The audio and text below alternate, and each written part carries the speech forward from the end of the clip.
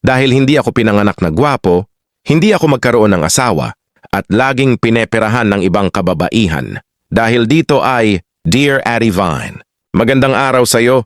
Ibabahagi ko lang ang aking nakakalungkot na love life. Dahil hindi ako pinagpala na magkaroon ng magandang mukha, kaya ito ako, dito ko na lang ilalabas ang aking hinanakit. Ako si Rodel, 42 taong gulang. Simple lang akong tao, masipag, at may pusong handang magmahal ng totoo.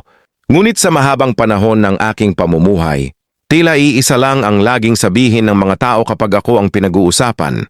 Hindi ka kasi gwapo, Rodel, kaya walang magkakagusto sa'yo. Madalas kong marinig ang mga salitang iyan. Sa una, tinatanggihan ko, pero habang tumatagal at paulit-ulit itong naririnig, unti-unti ko na ring pinaniwalaan.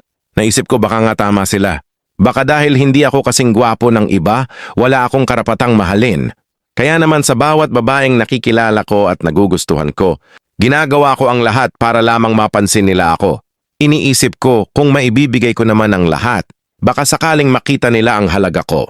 Ibinibigay ko ang oras ko, ang atensyon ko at higit sa lahat, ang pera at tulong na kailangan nila. Kapag may hinihingi sila, ibinibigay ko agad.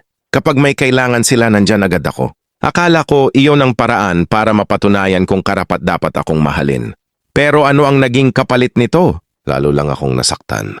Napagtanto kong ang mga babaeng nililigawan ko, ang mga inakala kong may pagtingin sa akin ay nilalapit lang pala dahil may makukuha sila. Kapag may kailangan sila, mabait sila, malambing at parang mahal na mahal ako. Pero kapag naibigay ko na ang lahat, kapag wala na akong maibibigay, bigla silang nagbabago. Lumalayo sila, hindi na sumasagot at parang hindi naman kami magkakilala. Paulit-ulit akong napapahiya at nasasaktan. Paulit-ulit akong pineperahan. Parang gamit na kapag napakinabangan na, ay itatapon na lang kung saan-saan. Maraming gabi na mag-isa lang ako nakatingin sa kawalan at tinatanong ang sarili, ganun ba ako kasama tingnan? Sapat ba ang pagiging mabuti kung wala naman akong magandang mukha? Bakit laging pera lang ang habol nila sa akin? May nagmamahal ba talaga sa akin o gamit lang nila ako?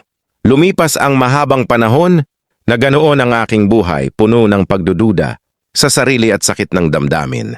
Hanggang isang araw habang nag-iisip ako sa tabi ng bintana, bigla kong napagtanto ang isang bagay na matagal nang nakatago sa aking isipan. Naisip ko, kung talagang mahalaga ako, hindi nila ako hihingian ng kapalit para lang manatili. Kung talagang may nakakakita ng halaga ko, hindi nila ako gagamitin. At kung ang dahilan ng hindi nila pagkagusto ay dahil lang sa mukha ko, ibig sabihin, mababaw lang ang pagtingin nila. Naintindihan ko na ang tunay na kagandahan ay kumukupas, pero ang kabutihan ng puso ay nananatili habang buhay. 42 taon na ako, at sa mga taong iyon napatunayan kong ako ay tapat, matulungin at mabuting tao.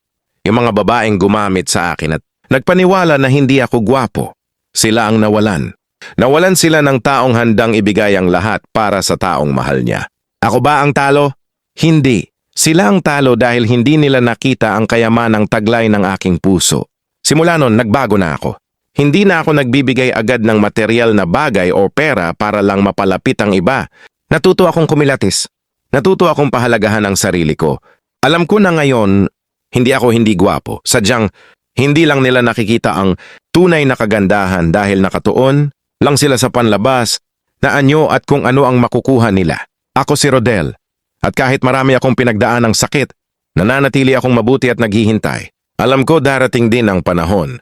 Darating ang araw na may isang babaeng lalapit sa akin, hindi dahil sa kailangan niya ng tulong, hindi dahil sa may makukuha siya, kundi dahil nakita niya ako, ang totoong ako.